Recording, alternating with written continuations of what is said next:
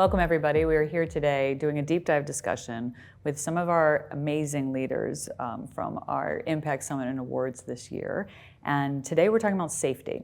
And safety isn't just mental and mental health, it's also physical safety. And it's foundational to be able for students and teachers to feel comfortable to learn. So who'd like to kind of start and welcome today about safety? Like, how are you handling that in your school? What do we do? What are the most important ways that we dig into this topic and figure out how to make it better? Mm-hmm.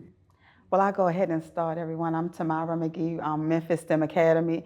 So my school is located in Memphis in an area called Frayser, which is a really tough area, one of the toughest areas in Memphis. And I think the first thing as a leader and as a network that we have to do is acknowledge that there's an issue with safety and do everything that we can to make teachers and students feel safe. So recently, there have been a series of break-ins, y'all. Like, they have been breaking in cars on all of the campuses, surrounding campuses in our area. So, teachers are on edge. So one thing that we've had to do is make sure that we beef up our security. We have a director of safety and security in our network, which we needed because we want teachers to know that their property, is going to be protected. So we have those people patrolling. And it may sound like, well, it may sound frivolous, but a lot of networks and a lot of schools don't have that. That costs money, but that is something that had to become a priority for us in the area that we're in. And then just with our school building, we don't want it to look like a prison, right? With high fences and dogs and all of that. But we had to put in all of that technology where anyone can't get in the building. They have to be buzzed in. They have to, show ID. The doors are locked. So I mean, just all of those basic things, putting those in place, letting teachers know that, and students and parents, that we are doing what we need to do to ensure that, we're keeping everyone safe. So not only do you have to educate, but you have to protect. So my name's Sam Finkelstein. I'm with Legal Prep Charter Academy in West Garfield Park. Chicago obviously has been in the news a lot for the gun violence and safety issues that are unfortunately plaguing our city. And West Garfield Park is consistently ranked as the most dangerous neighborhood in the city. So for our students, that safety begins when they leave their homes on their way to the school every morning. So we spend a lot of time working with our families around safe passage, plans to take specific routes to get to the school and avoid other routes. It's a partnership with our police district that covers our community. It's a partnership with Chicago Public Schools, our authorizer, just to make sure that we are aware of what's happening. We also have some technology that we're plugged into that's used mostly in the private sector that alerts us immediately if there is a safety concern in our neighborhood, often before the police can tell us. It's the same technology that a lot of corporations use to flag those sort of incidents. And it's basically an algorithm that aggregates social media and other data and then feeds in based on a radius around your location. So it's pretty cool technology. It's our first year trying it. And it's been helpful to have some of those alerts come in and figuring out what's actionable and what's not, because if we lock down based on every report of a shot fired or in a mile radius, we'd be on lockdown constantly. So we can't do that. We need to actually work on actual intelligence. At our school for safety, what we do is we basically work as a family. So the students are, the majority of them are Mexican immigrants, and they hold each other to certain standards. So we're a restorative justice program, right? So the students actually hold each other accountable. So it's great because we don't have metal detectors, we don't have any kind of police guards or anything. It's they know that they have to hold each other accountable, and our one and only the deal breaker for our executive director is no fighting. Just absolutely no fighting. That's the only thing that'll get you kicked out of school. Everything else is, we work around it, around restorative justice, community service, that kind of thing. So it's really about the students holding each other accountable, and the community holding them accountable. It takes a village to raise a child, so.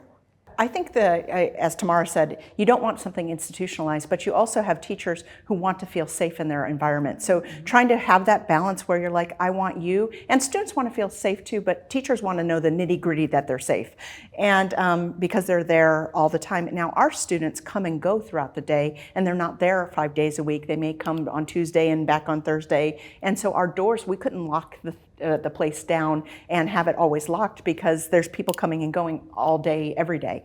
And so we actually have a retired policeman in plain clothes who just knows the kids, and they love him, and he gives them lollipops and talks to them, and he knows the students. And they don't know he's a retired policeman, but that's his job, is to make sure that we call him our family advocate. He also helps kids with bus tokens and food services, and just knows the kids, and he walks the place and looks for any needles that somebody may have dropped in the parking lot, or those kind of things. So I think it's so important that our culture, when you walk in our door, it feels kindness and warm, not institutionalized and we're scared of our students.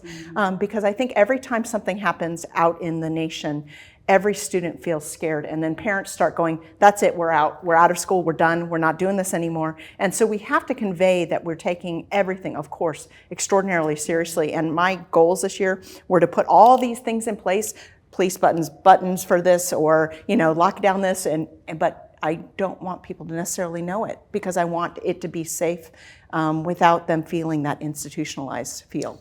I really love what you said about the kindness and warmth, because at the Orange County School of the Arts, that is sort of our grounding principle in everything we do, whether it's from a physical safety standpoint, an emotional safety standpoint, or even just a food safety standpoint, always trying to address that basic thing. Being in the county civic center presents unique challenges, just like all of us have, with the homeless population and some of the different things.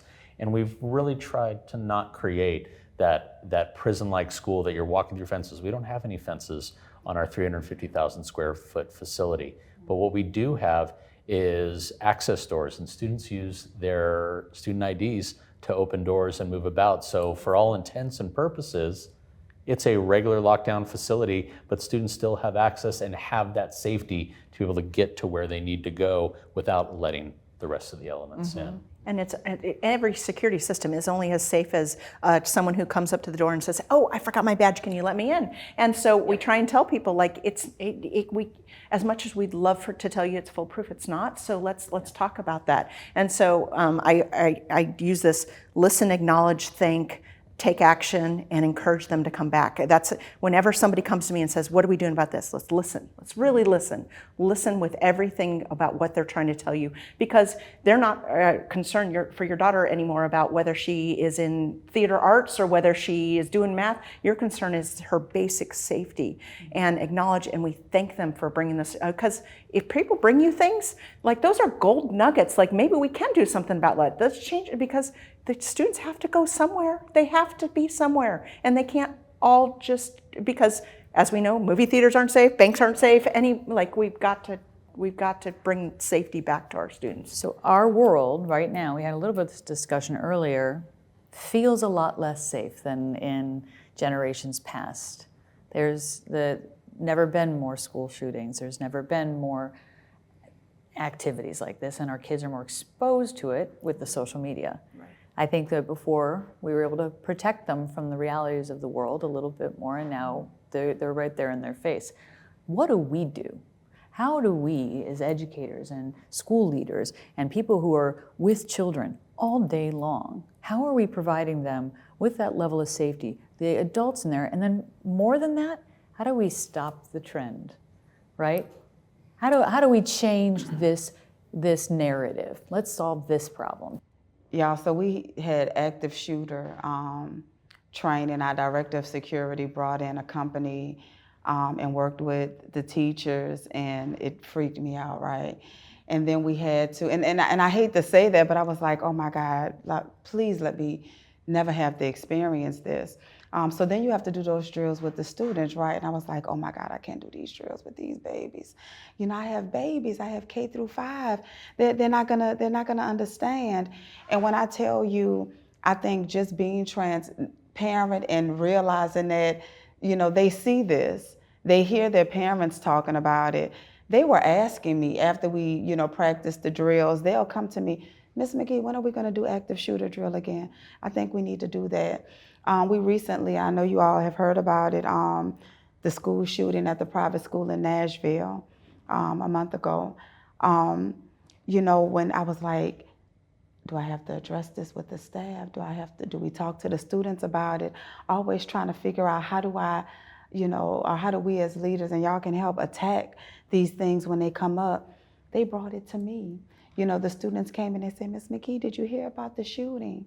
And I'm like, yes, but you've come through the front door. You see that no one can get in. Just having the teachers and talking with them about how safe our school is, talking to them about what we're doing to keep our schools safe, practicing those drills. Y'all, my stomach gets queasy when we have to, practice those drills or when we have to talk about it. But realizing that they are resilient, that they see this. They're not, oblivious of what's happening in the world, even in second grade, in third grade, in kindergarten. But letting them know, okay, this is what we're doing on a daily basis to keep them safe. Making sure that the teachers are having those conversations with them about if someone comes in, this is what we do as a class, and practicing that. And it's become our reality. It's a part of what we do. Just like a fire drill, making sure that if this happens, this is what we do, having a plan, making sure that they know and understand the plan. And then just pray that you never have to execute the plan, right? I think we already talked a lot about the physical safety. That's number one. We have to talk from there, but then the emotional safety of developing that resilience, that coping strategies along with our mental health supports and the counselors in our school. Those are the people doing the hard work that really help our kids navigate all of these challenges and what will be their response to that. The last piece is just giving them the avenues and probably saying it as many times as we can about seeing something, saying something. Don't hesitate to pull us out. No comment is ineffective. Like, don't be afraid to share that. And really developing that trust with the kids so that they know if I'm going to say something, it's at least going to be listened to, and they're going to take action if they need to. You said the trust, right? Well, the trust. I think like a social worker, because I am a social worker, and I think about private practice and how most of the work is done. You create that relationship with the student. You create that relationship with your client. And you build on that. And as you build on that, most of the work is done outside of the school, outside of the office, right? You teach them to trust you, to lean on you, that kind of thing. And so they get to a point where they feel confident in themselves and they learn the coping skills. Yeah. I think coming out of the pandemic, of course, everybody called it homeschooling. I called it crisis schooling because that's what it was, because a lot of people who never intended to homeschool was suddenly homeschooling. And students, as much as they are resilient, and they are, I think they lost some resiliency in those years that and so they want to be seen, they want to be known, and they're afraid of a lot of things. And someone was telling me once how during the pandemic, there would be a prom, and oh no, now you don't get prom, now you don't get graduation, and they feel like everything has been taken away from them. But I will say, as a charter school leader, we're flexible and we're innovative, and we know our students, and our class sizes tend to be smaller, and we can really pivot on a dime when we know something is happening. And so I really think we're in a unique place to be able to provide our students that safety, that warmth, that feeling of, our love bank of making sure that they feel connected to us. And so that it, hopefully praying that it never is one of our students. And we do a lot of work. We obviously want our staff to have really good relationships with our kids for a variety of reasons. But one thing we are consistently surveying our kids to make sure they have at least one adult in the building that they trust, because you have to have somebody that you're willing to go to talk about something that might be a problem, either internally with you or maybe something that you've seen. We've also had teachers take creative approaches to try to break this culture. We have a very big culture in our school, at least that we have to deal with, of students not wanting to snitch, right? It's a bad look. He created in his class snitch bucks. So he gives them a snitch buck if they tell on a classmate, like something like, like silly, like, oh, so-and-so has their cell phone out and 50 snitch bucks get you a cookie. But just to kind of break down that like barrier of like, it's okay to tell an adult something. It's not the end of the world if somebody gets a demerit for having a cell phone out. At our school, we created a confidential text-to-tip line. So students can text that. It's not anonymous, but it is confidential, and they can share what's happening, something they saw, social media postings, and it goes to our entire administrative team instantaneously. So Oregon has one for the state, a tip line for students, and a mental health line, so that they can, if they tip off the state would then tell us. And I love that the state has done that. So we have those posters up around. If you want to say something and don't want to people to know, you can text it to this line. Now, are you seeing that at all get abused? Because Chicago, the newest trend is that people call in fake threats, and it's like almost like a virus. A school like a couple miles from us, there was a fake call that had some credibility to it, so they literally evacuated the school. We got a call a couple hours later. It literally went around the entire city. Mm-hmm. Yeah, there were 7 schools that were affected when that happened to my daughter's school, and because of that very same thing. So I wonder, and I think these are all great things that we're doing for our students, and I think kind of the thing we're not saying though out loud is most of these school shooters were students of those schools. And so when we're talking about the need to provide safety, those kids, right, that were in those schools, they didn't feel safe, and they took that next step. They didn't feel heard. They didn't feel a part connected to a community. So it's like when I hear people talk about soft skills, it makes my stomach go, I'm like, these are not soft skills anymore. These are survival skills. And if we're not teaching them how, especially what you mentioned, after the pandemic, the things that we lost, right? Their ability to connect, their ability to understand, work with their peers, the levels of anxiety right now are through the roof, the levels of suicide, like all of the mental health markers are in crisis stage. And locking a facility down can only do so much, but it's when that student isn't served. And it is challenging, but you guys are all here because you're serving your students in amazing ways. But even when we do all the things we can, sometimes you can't help because of it. There's all kinds of other factors, societal factors, home factors, whatever. But at least we're doing the best that we can. And so I'm hoping that in these conversations that we're going to encourage others and to not take a myopic approach to safety. It's not about building a prison and putting kids inside, because that has its own sort of traumas and damage. But it is about when you have those human beings in your care, being aware of who they are, right? Talking, connecting, the families, the whole process.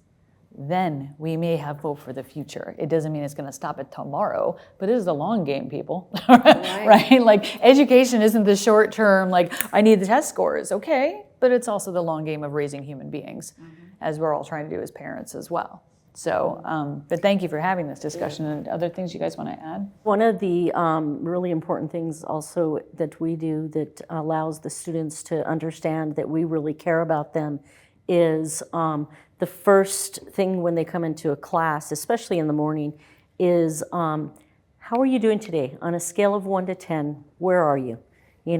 A 10 being really great, and a 1, maybe you're not doing so well. The student gives you, kind of where they're at. Okay, so you're at a 5. Is there anything you can do to make that go up to a 6 or a 7? And it tells them that you really care about them and that you care about how they're feeling at that moment and what can I do to help you, or what can you do to help yourself to have a better day. And what are we doing with our teachers, right? Besides our safe facilities, right? The trainings. how are we making those adults feel safe enough to be able to then, and help the children? Like, what are some of those things that you guys do with your staff to help them feel like, okay, I'm in a safe place and I have the tools to do this? What are some of the techniques that you guys are using? I mean, it's a lot of the same strategies for students, but it's a different focus. So we really want to address those basic Maslow's lowest level of hierarchy for our teachers. But for them, do they have enough supplies to support their students' learning? Do they have a parking space? Are we helping to get them the support they need when they have student behavior management? Do they have an outlet? Do they have a place where they can have their voice heard? So it's the same, but it's very different because of the type of work that they're doing. But ultimately, it's the same sense of belonging and being able to have my needs met, and someone's going to help me out when I need that. We're in the process of putting together a healing center, which would work with the students as well as the community, but work in a way to make them feel safe to where they can go and they can work through any kind of trauma, work through any kind of issues that they're having, kind of like a spa, right? They can go do the trauma center, trauma-sensitive yoga. They can get massages. They can do Reiki. Hopefully we'll have some dance and music, because they're now finding out that movement is really what heals trauma, right? So that with some grief scrapbooking, that kind of thing. So hopefully we'll have something like this running, up and running within the next year or so. It's fascinating. We love to do a quiz at the very, very beginning of the year where we ask, like, what's your favorite coffee? What's your favorite candy? What's your favorite chip? What's your favorite whatever? And so then we'll have this list, and then we'll just bring you your favorite coffee one day, and so it's really about that open door policy where you can come talk to me day, night, it doesn't matter. I want you to have a great work-life balance. So I'm not gonna be texting you, calling you, emailing you. I will not email you at night or on the weekend unless it's an emergency. We do have a system that will tell us about students who are suicidal, and it comes to me. So I will reach out to people and be like, okay, I just had one last week where a student was suicidal. And so I called Dad, and then I reached out to the teacher and I said, hey, I got a notice on so-and-so. She looked up a suicide hotline. I called Dad, I got a hold of him. He's got it. We can do a welfare check. And the teacher felt supported, and they felt like they could just go back to teaching, because I've got that, like, those are big topics. Like, to put that on a teacher that does child might at 10 o'clock, 11 o'clock at night, you can't do that and have somebody not burn out. And so you have to take some of that and go, I want you to do what you do so well. Your biggest spat is teaching, and I want you to give those things to me. But if you need to call me on a night or a weekend or whatever, I'm here for you. And I think that keeps our teachers, I tease, our teachers don't leave, and I love that they don't leave. And we've talked about them being a family. And it's really knowing who they are and addressing their loves for coffee or their loves for a cactus plant, but then when you're bringing them that cactus plant, asking about their child and what's going on with, and it really helps them to feel like they connected to the school and to you. You have to see them, just like you said, you have to see the children. I tell the teachers, I'm like, you have to acknowledge and touch every child every day. They just can't sit in your classroom and, you teach, and you may call on them or may not call on them. Touch them every day. And I think as leaders, that's the same thing that we have to do with our staff. So that's one thing that I make sure I observe them. I can tell when something's off. I pull them into the room, like, what's going on? What? And I think that's mental health help. Sometimes they just come and sit and cry, and then I'm like, and I'm not a counselor. I tell them, y'all, I don't have a psychology degree, but I'm gonna try. I'm gonna do my best, to help you. But making sure that you see all of your teachers, that you see all of their staff, that you know them enough, that you see the changes in their mood, the changes in their tone, and can pull them and have built that relationship where you can say, well, what's going on? And they'll pour out to you. And then when they pour out, if you are not the one that's qualified to help them, you have resources to be able to give them, to get what they need. So just like we have to see the children and have to connect with the children, we also have to, make sure that we're cognizant of that with our teachers. Well, and I think also encouraging a healthy lifestyle, right? Plenty of sleep, healthy food, exercise. I mean, I think, doing all of those things allows you to feel safe because you're feeling better in your own skin. So I think that I love your healing center thing, and I totally appreciate that. We're focusing on treating all the kids as individuals. We have to teach all the staff as individuals. Right. The janitors, the teachers, the support staff, everybody, because everybody's going through a struggle you don't know about, right? Unless you ask or care, right? Because it's too easy just to be like, I just got a job to do, than to do that. But this healing, right, that we all need, right? If you don't know where to go or don't have the time, that's what we all know the right things. We all know we should exercise more and eat better and do all that stuff, but who has the time? Especially if you're working at a charter school, you are not there necessarily 8 hours a day in your home. I mean, it takes a little bit extra. So where do I find the time? And if you're encouraged to do that, if you're given tools to do that. I remember my very first yoga class, right, that I ever had. I was like, and they're like, this has been existing for the beginning of time. I was like, wow, just having exposure to what these things can do for a person is amazing. we just had 12 students that got a certification. It was a 6-week program. They got a certification for teen mental health, I guess, counselors, so to speak, for their age. So the nice thing about that is eventually in the Healing Center, these students will not have certification in regard to a college degree, but they will have certification to help their peers as well. So That's fantastic. yeah, it's great. One of the things I want to reflect back to you all and from our conversation that I've noticed and from some of the other conversations that we've had in the summit so far is connection seems to be so key to solving problems, to serving students, to be making education really effective. And maybe also because it's so prevalent now because we were all so disconnected for a period of time.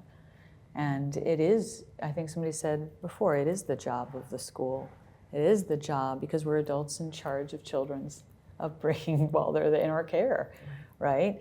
And it's also our job as human beings to provide that support and connection for each other. At least that's my opinion, right? And when you can, do, right? Because someone will come back and support you as well. So anything else you guys want to add on this? Or?